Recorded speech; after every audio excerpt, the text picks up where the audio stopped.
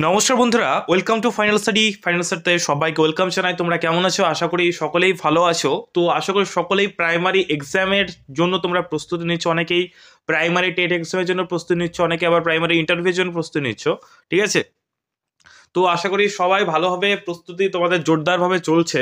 তো তোমাদের প্রাইমারি টেটের যে আমরা ক্লাসটা শুরু করেছিলাম, প্রাইমারি টেট এবং ইন্টারভিউকে টার্গেট করে, সেটার আজকে নতুন একটা সিরিজ আমরা শুরু করছি। সেটা হচ্ছে পশ্চিমবঙ্গের ভূগোল। ঠিক আছে, ওয়েস্ট বেঙ্গল জিওগ্রাফি বা পশ্চিমবঙ্গের ভূগোল। পশ্চিমবঙ্গের সমস্ত জেলা সম্পর্কে তোমাদের কিন্তু জানকারি কিন্তু রাখতে হবে। ঠিক আছে, পশ্চিমবঙ্গ সম্বন্ধে তো রাখতেই হবে, তাছাড়া যে তোমাদের জেলাগুলো রয়েছে পশ্চিমবঙ্গে, ঠিক আছে, সমস্ত জেলা সম্পর্কে কিন্তু তোমাকে ডিটেলসে ধারণা রাখতে হবে। যে যেই জেলা থেকে বিলংস করছো সেই সম্বন্ধে কিন্তু ডিটেলসে কিন্তু জানতে হবে। এবং পশ্চিমবঙ্গের অল ওভার কিন্তু তোমার যে ডিস্ট্রিক্টগুলো আছে সেগুলো সম্বন্ধে মোটামুটি বেসিক কিছু তথ্য কিন্তু অবশ্যই জেনে রাখতে হবে। তার কারণ এগুলো কিন্তু বেসিক তোমায় করবে। ঠিক আছে, কোন জেলা থেকে যখন আসছো, মানে কোথা থেকে যখন আসছো তখন তুমি বলবে, তখন তোমার জেলা সম্পর্কে কিন্তু প্রশ্ন করা হবে। তো এই সিরিজটা প্রাইমারি টেট এক্সাম এবং প্রাইমারি ইন্টারভিউর জন্য কিন্তু মোস্ট ইম্পর্টেন্ট হতে চলেছে। অবশ্যই ক্লাসগুলো করবে এবং এই ক্লাসগুলো কিন্তু মোটামুটি প্রায় পশ্চিমবঙ্গ জিওগ্রাফির উপর প্রায় 15টা কিন্তু ক্লাস তোমাদের হবে। ঠিক আছে, অবশ্যই চ্যানেলটাকে সাবস্ক্রাইব করে নাও। এখানে তোমাদের প্রাইমারি টেট এবং প্রাইমারি ইন্টারভিউর জন্য সম্পূর্ণ বিনামূল্যে কিন্তু ক্লাস করানো হয়। ওকে, চলো শুরু করছি আজকের ক্লাস। ঠিক আছে, একদম এসিকিউ ভার্সনে, মানে এসিকিউ এর টাইপের করে আমরা প্রশ্নগুলো নিয়েছি। অবশ্যই পরপর করে দেখতে থাকবে। ঠিক আছে, প্রথম প্রশ্ন দেখতে পাচ্ছ কি বলছে, পশ্চিমবঙ্গের আয়তন কত? এটা তোমাদের অনেক সময় ইন্টারভিউতেও জিজ্ঞেস করে অথবা পরীক্ষাতেও আসে, অর্থাৎ তোমাদের প্রাইমারি টেটও আসে, যে পশ্চিমবঙ্গের আয়তন কত।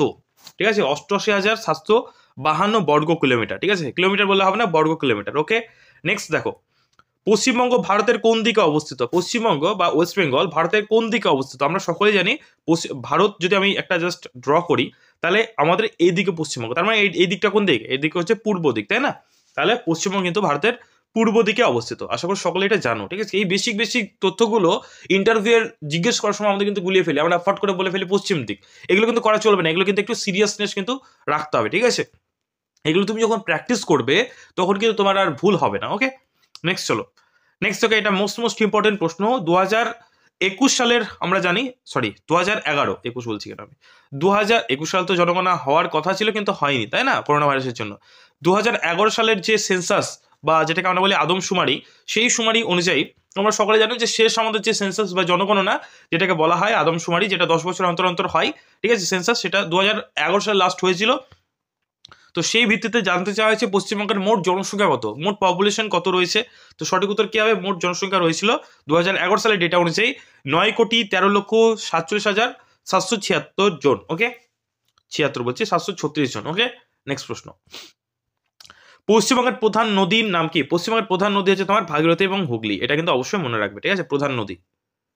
নেক্সট চলো, পশ্চিমবঙ্গের অধিবাসীদের প্রধান ভাষা কি? সকলেই জানো পশ্চিমবঙ্গে যারা পশ্চিমবঙ্গবাসী তাদের প্রধান ভাষা হচ্ছে বাংলা। ঠিক আছে, এই জন্য আমাদের কিন্তু বাঙালি বলা হয়। নেক্সট, পশ্চিমবঙ্গের বর্তমানে কয়টি জেলা রয়েছে? বর্তমানে বলেছে, ঠিক আছে, আগে কিন্তু 19টি ছিল, এখন বর্তমানে তোমার 4টি জেলা কিন্তু ইনক্লুডেড হয়েছে।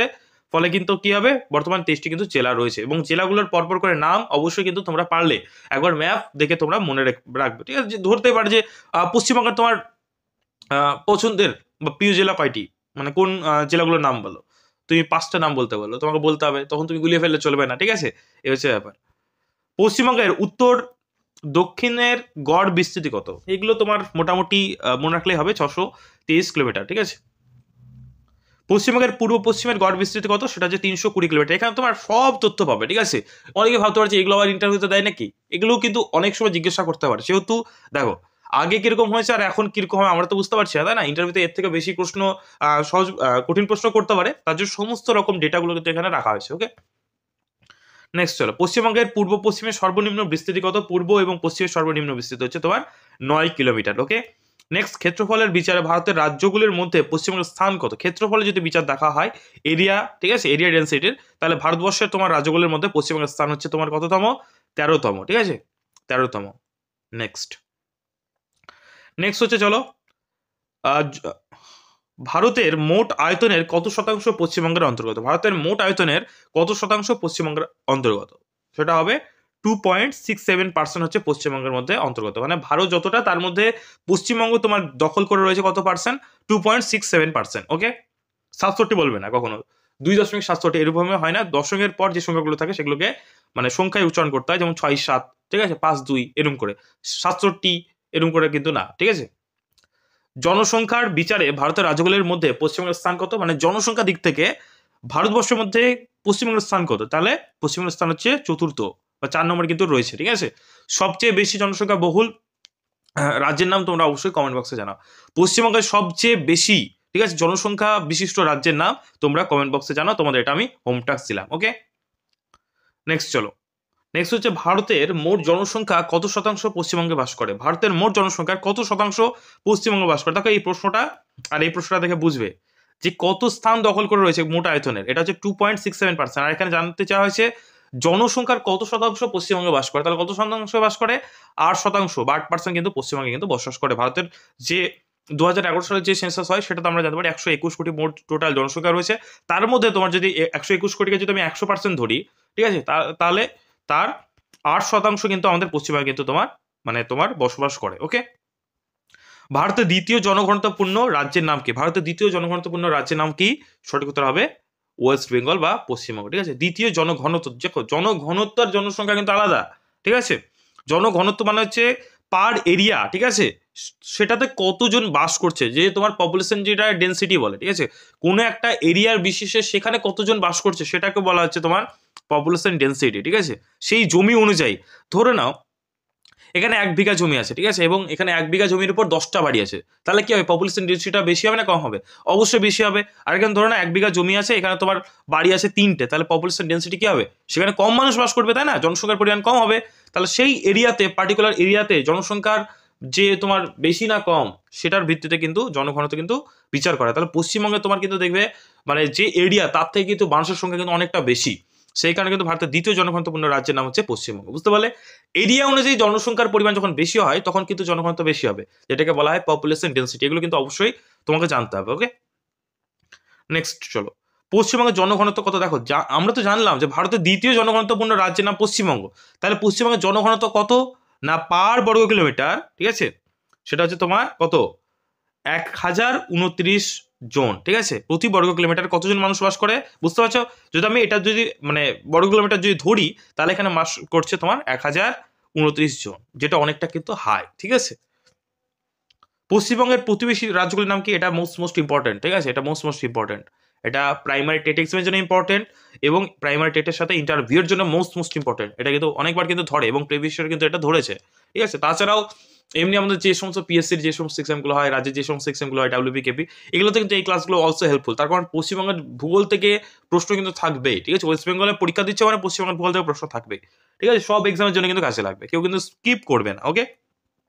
যে এটা তো টেটের ক্লাস চলছে, আরে ভাই ওরকম ভাবে কিছু হয় না, ঠিক আছে। যদি তোমার ডেটাগুলো অথেন্টিক থাকে তাহলে তুমি যে কোনো এক্সামের জন্য কিন্তু কাজে লাগবে। পশ্চিমবঙ্গের প্রতিবেশী রাজ্যগুলির নাম কি, তাহলে কি হচ্ছে দেখো, বিহার হবে, ঝাড়খণ্ড হবে, ওড়িশা হবে, অসম, সিকিম, এগুলো কিন্তু অবশ্যই মনে রাখতে হবে। বিহার, ঝাড়খণ্ড, ওড়িশা, অসম, সিকিম পশ্চিমবঙ্গের প্রতিবেশী রাজ্যগুলির নাম অবশ্যই মনে রাখতে হবে এবং প্রতিবেশী দেশ সেগুলো কিন্তু মনে রাখবে, ঠিক আছে।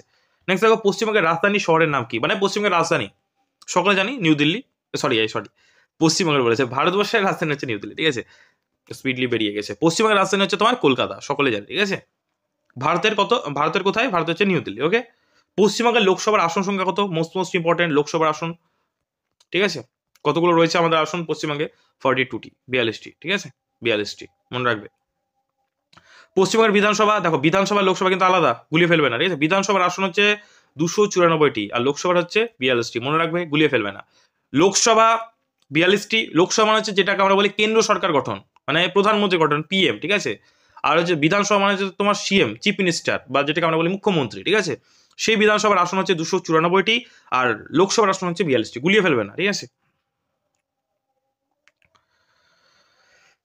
দেখো এটা যদি মনে রাখো, একটা ট্রিক্স আমি বলে দিই, এটা মনে রাখলো, যদি তুমি মনে রাখো পশ্চিমবঙ্গের বিধানসভা হচ্ছে 294টি, তাহলে তুমি আরামসে মনে রাখতে পারবে এখানে 4 আর 2, ঠিক আছে, 4 আর 2 দিয়েই তো তোমার 42টি তৈরি হয়েছে, তাই না। তাহলে বিধানসভা মনে রাখলে তুমি আরামসে লোকসভা মনে রাখতে পারছো, তার কারণ ডেটাগুলো তুমি এই নাম্বারগুলো দেখে তোমার মনে পড়ছে না, এই তো উল্টো করে এইটা ডান দিক থেকে নেবো, এইটা বাম দিক থেকে নেবো, তাহলে 42টি হচ্ছে তোমার লোকসভা আর হচ্ছে তোমার 294টি হচ্ছে তোমার কি, সরি 294টি হচ্ছে তোমার হচ্ছে বিধানসভা আর হচ্ছে 42টি হচ্ছে তোমার লোকসভা, ওকে।